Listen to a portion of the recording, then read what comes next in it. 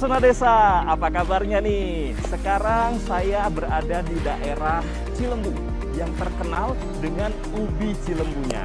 Di sekitar saya, kiri kanan ini hamparan kebun ubi cilembu. Dan di Pesona Desa kali ini, saya akan mengajak Anda untuk ke produksi olahan ubi cilembu yang bernama Mautik. Sekarang kita cari rumah produksinya.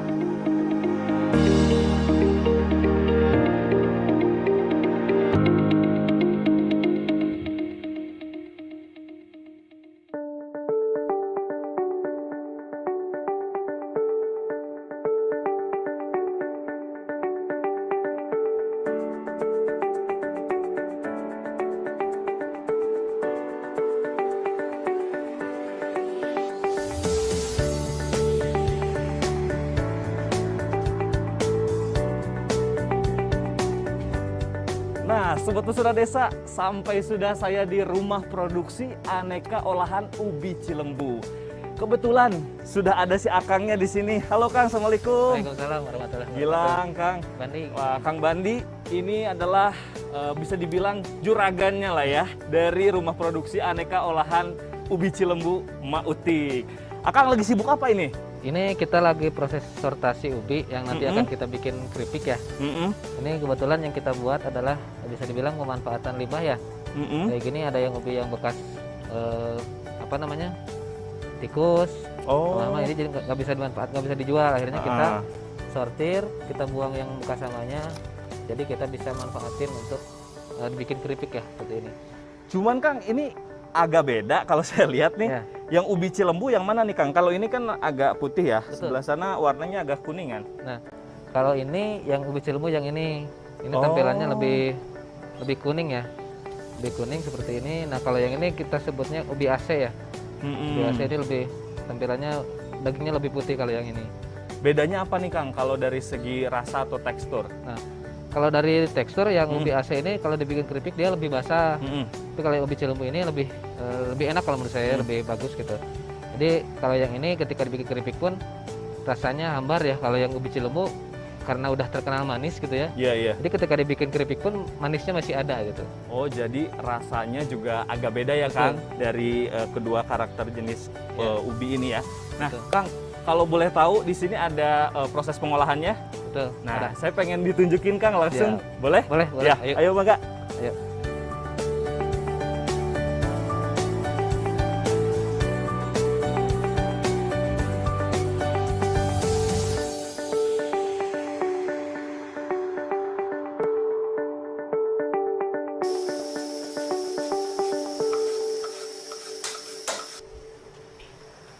Oh, ini ya, ya. tempat pengolahan ubi cilembunya Kang ya? Ya, betul, betul. Oh, diawali proses apa ini Kang? Nah, tadi setelah disortir di luar, kemudian ini sekarang kita prosesnya pengupasan. Karena kita buang kulitnya, karena sekalian juga sortir lagi, karena ada juga yang masih terlewat atau misalkan ada serangan hamanya di kulitnya, jadi kita buang. Nah, setelah ini kemudian kita masuk ke proses apa namanya ini perajangan atau pengirisan. Jadi di slice ya? Ya, di slice. Ada potongan-potongan yang nanti buat diolah atau digorengnya ya Kang ya? Betul, betul. Oh, habis dipotongin? Habis dipotong kita masuk ke proses pencucian. Ke pencucian. Oke, kita akan ke sana dulu Sobat Pesona Desa.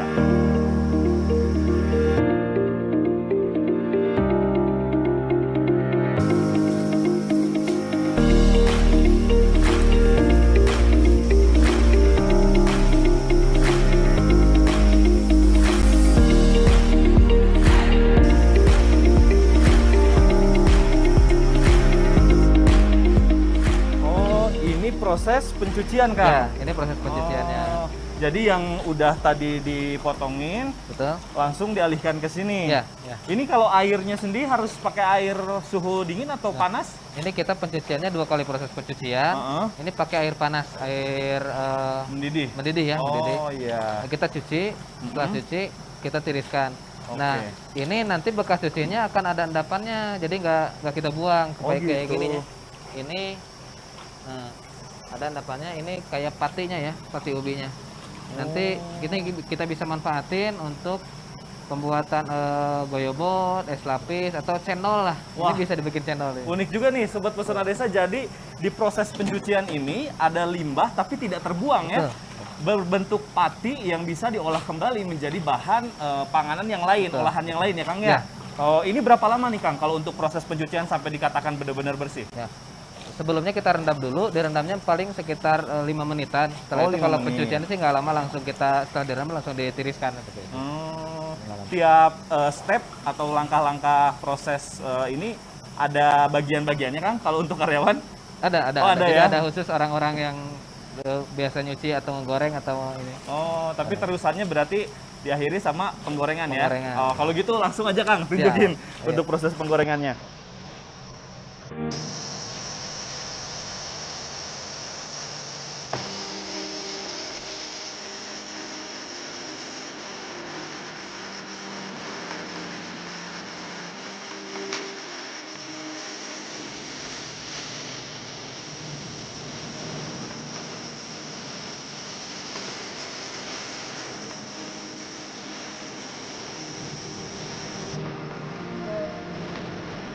Oh, udah dicuci, lalu digoreng langsung Ya, Kang? ini proses Dan penggorengannya. ditiriskan ya? Betul. Oh, ini biasanya sekali masuk ke dalam wajan besar ini berapa banyak Kang?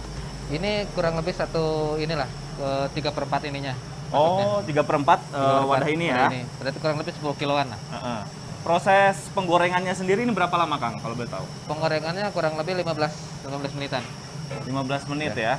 Sampai teksturnya seperti apa nih Kang? Nah, ini sebetulnya yang udah mau matang ya seperti ini. Udah mulai kuning-kuning cerah. Lebih kuning ya? Lebih kuning. Terus agak kriwil-kriwil seperti ini. Oh, kriwil-kriwil.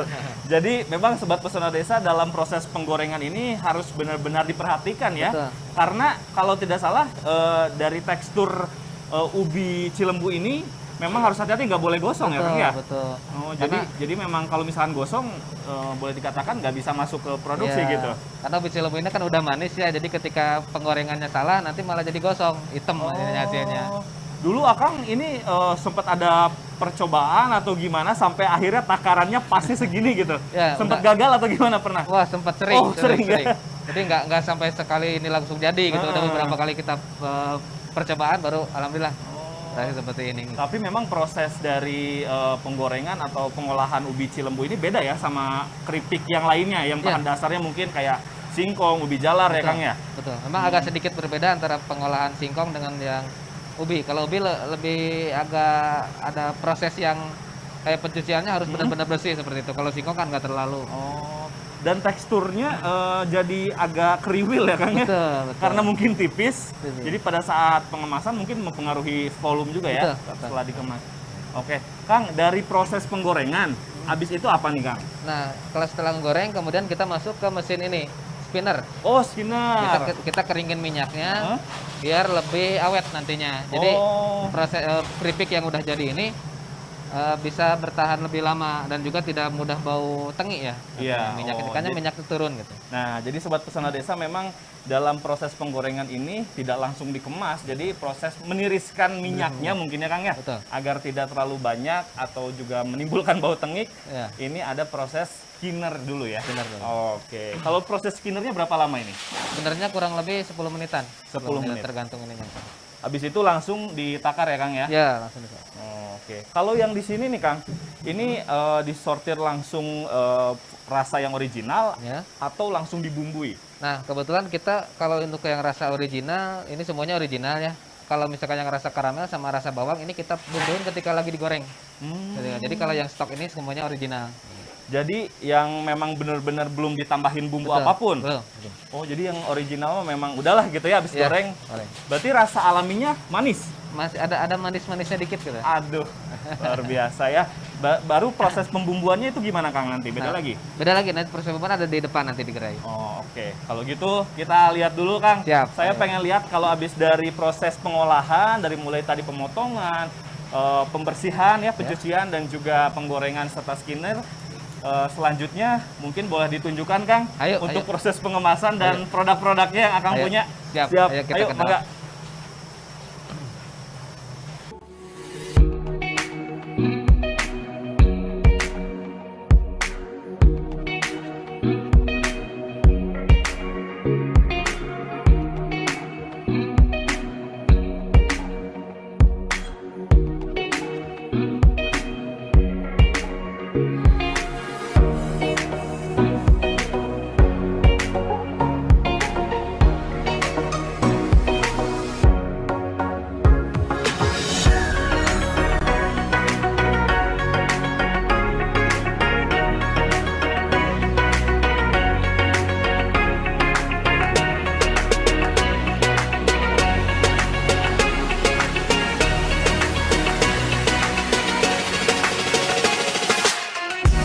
Sobat Pesona Desa, saya sudah di antara berbagai macam produk olahan dari ubi Cilembu Mautik ya, Kang Bandi ya. Betul. Wah, nah kalau boleh tahu di sini ada Mautiknya? Mautiknya ada. Oh, Mas, salam kenal, luar biasa. Bantu produksi juga ya. Betul. Jadi memang di sini benar-benar dari keluarga semua ya. Oke, Kang, ini di sini ada proses apa nih? Kayak masih sibuk juga nih? Ya. Ini sekarang kita lagi proses packing ya. Jadi setelah tadi dibumbui atau penyimpanan itu kemudian kita kemas di sini. Kemudian kita sealer dengan ini. Oh, Akhirnya, ada proses ya, juga. ada seal. Ini kebetulan kita lagi kemas yang rasa balado ya. Yang ininya kita pakai kemasan aluminium foil seperti ini. Kalau boleh tahu Kang, di sini ada olahan jenis apa aja yang akhirnya di showing di sini di tempat penjualan offline-nya? Nah, sini kita ada memang yang paling best seller ini keripik ya. Keripiknya ada 11 rasa untuk yang variannya. Yang ini yang balado yang paling best seller. Wah. Kemudian selain keripik juga kita juga ada kremes ubi, kemudian ada kiricok. Ini kiricok coklat, dalamnya keripik ubi. Jadi kalau produk yang lain itu dalamnya kacang ya kalau coklat. Nah, kita ini keripik. Oh, jadi coklat dalamnya justru keripik ubi Cilembu ubi. ya. Jadi yang crunch-nya itu bukan Rice Krispie tapi keripik ubi. Wah, unik banget ini ya, memanfaatkan potensi dari ubi Cilembunya sendiri. Produknya yang mana ini ya? Nah, itu betul. Aduh, punten. Wah, nah ini nih. Kiricok. Keripik ubi coklat ya. Pokoknya ini coklat. Wah, nanti kita juga pengen lihat lagi, Kang. Kalau di sini kan kemasannya kalau saya lihat ini beda-beda. Betul. Jadi ada kemasan yang gimana aja nih? Nah, kalau ini kita ada yang kemasan seperti ini aluminium foil, ini kita buat ke supermarket. Kemudian ada juga yang kemasan plastik ini. Kalau ini kita buat yang biasa di sini gitu kan konsumen-konsumen di sini. Ya. Ada juga yang kemasan kiloan. Ada juga yang repack. Jadi kita ada beberapa reseller yang mereka repack. Jadi dia punya kemasan sendiri. Belinya dari kita kiloan seperti itu. Berapa gram, Kang? Untuk ukuran dari produk keripik-keripiknya ada berapa jenis? Kalau yang ini 85 gram yang kemasan aluminium foil. Kalau yang kemasan ini 250 gram. Ada juga yang kotak itu 150 gram. Ada juga yang kiloan, yang 1 kilo atau yang 500 gram ada. Oke.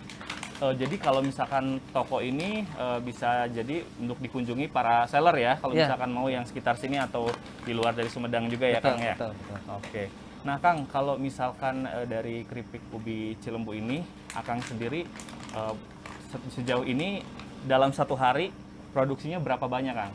Apakah terus berjalan proses produksi dan gimana? Kalau normalnya kita itu satu minggu itu kurang lebih 5 hari kerja ya. Untuk satu kali proses produksi itu menghabiskan bahan baku sekitar 1-2 kintal, 200 kilo ya. Untuk jadi keripiknya kurang lebih 35 kilo sampai 70 kilo keripiknya. Cuman memang saat ini pandemi ya kemarin, jadi memang belum normal, jadi kita atur untuk proses produksinya. Oh, jadi sekarang masih penyesuaian untuk kembali bangkit nih ya, olahan dari keripik ubi Cilembu Mautik ini. Nah, Kang, tadi kan udah dijelasin beberapa produk-produk di sini. Boleh nggak sambil dibawa contohnya keluar, kita sambil ngobrol-ngobrol, saya masih ada yang pengen diketahui nih dari olahan ubi Cilembu Mautik ini. Ayo. Ya, mangga. Sip. Ibu-ibu, mangga dilajengkeun. Ya. Mana nih, Kang, yang bisa dijadikan contoh?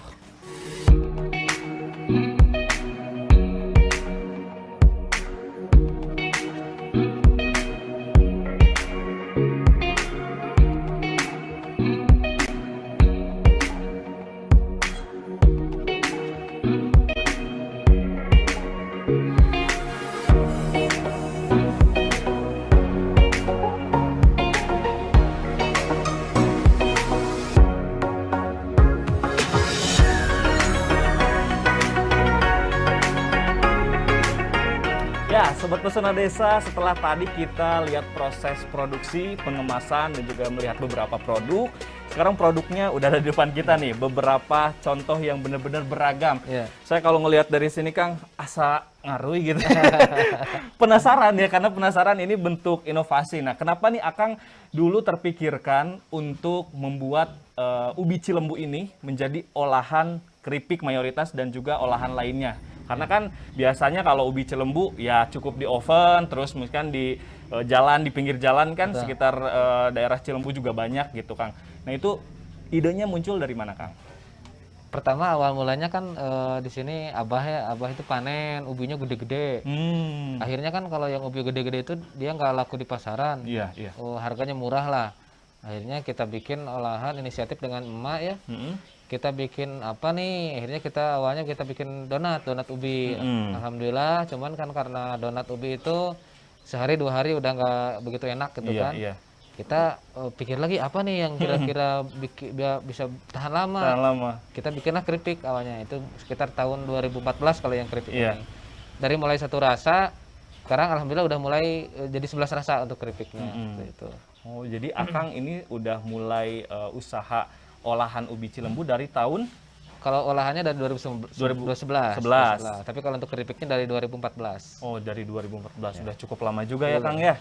Nah, kalau untuk produk-produk ini sejauh ini Akang udah pasarkan di mana aja, Kang, dan melalui apa aja? Kita kalau toko offline cuman di sini ya di rumah produksinya, kemudian kita juga ada di toko-toko online, marketplace, ada di beberapa. Kemudian ada juga kalau yang di kita toko-toko di swalayan, supermarket di Jakarta, juga di Bandung banyaknya. Selain itu juga kita simpan di toko-toko ubi, tempat oleh-oleh atau kios-kios ubi yang ada di beberapa daerah seperti itu. Sejauh ini selain di Sumedang ada di mana aja? Selain Sumedang kita ada di Bandung, ada di Jakarta, kemudian di Jakarta, Bali sama Lombok. Wah, jadi kalau ke beberapa daerah itu Sobat Pesona Desa juga bisa mengunjungi ya, Kang ya. Selain ada di marketplace juga sebetulnya ya. Mungkin kalau misalkan datang ke toko bisa milih lebih banyak lagi gitu ya.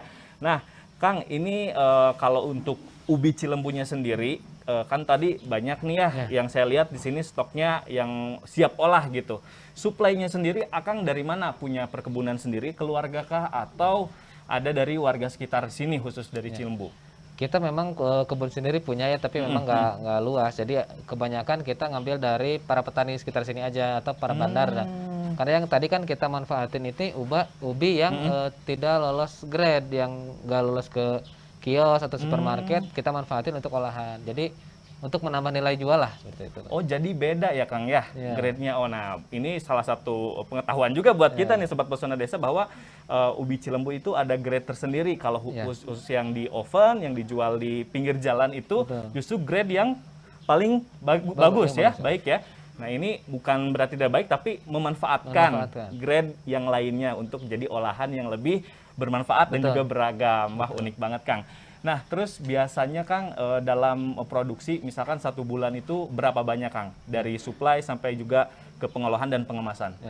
Kalau untuk bahan bakunya sendiri kita tadi 1 sampai 2 kintal ya. Jadi kurang lebih berarti kalau 1 kintal kali 4 jadi sekitar 2 tonan per bulan. Oh, 2 ton per bulan untuk bahan bakunya, bahan ubinya. Proses produksi berjalan terus setiap hari? Kurang lebih kalau lagi normal gitu kan 5 hari kerja 1 minggu. Iya. Nah, Kang, kan tadi udah dijelasin juga soal kemana aja dimarketkan ya, pemasarannya dan sebagainya. Kalau boleh tahu nih, omsetnya berapa nih, Kang, per bulannya? Meskipun kemarin sempat karena kondisi pandemi mungkin ada pengaruh juga nih, Kang. Boleh tahu berapa? Kalau memang lagi normal gitu kan, lagi normal mungkin sekitar 30 jutaan per bulan gitu kan, kalau lagi normal. Tapi kalau kemarin kita lagi pandemi itu bukan turun tapi terjun bebas kemarin itu. Terjun bebas kemarin, terjun bebas. Karena kan segmentasi pasar kita paling banyak itu mahasiswa ya, mahasiswa. Oh gitu. Jadi ngisi ke kampus-kampus. Ketika kemarin pandemi, kemudian kampus pada tutup, wah kita main-main ini aja apa. Strateginya ya kemana-mana gitu ya. Akhirnya kita kan banyakannya online di marketplace dan lain-lain seperti itu sih. Jadi sempat fluktuatif juga ya, Kang ya, untuk penghasilan ataupun juga omsetnya pada saat pandemi. Tapi mudah-mudahan terus berlanjut, terus juga ada perkembangan lagi setelah sekarang mungkin sedikit lebih kondusif ya, Kang ya. Nah, paling nanti setelah ini saya juga mau milih-milih beberapa produk di sini ya. Untuk Sobat Pesona Desa juga mudah-mudahan bisa menginspirasi Sobat Pesona Desa yang ingin memulai usaha dari potensi yang ada di desanya sendiri ya. Akang hatur nuhun Sami-sami. sudah diajak ngobrol dan juga berbagi di sini soal olahan produk dari ubi Cilembu Mautik. Siap. Sampai ketemu lagi nanti Kang ya. Mudah-mudahan saya juga bisa main dan juga ikut mempromosikan ya Siap, produk UMKM khas dari Jawa Barat khususnya Cilembu. Sampai di sini juga perjumpaan kita di Pesona Desa kali ini. Sampai bertemu lagi di edisi Pesona Desa selanjutnya.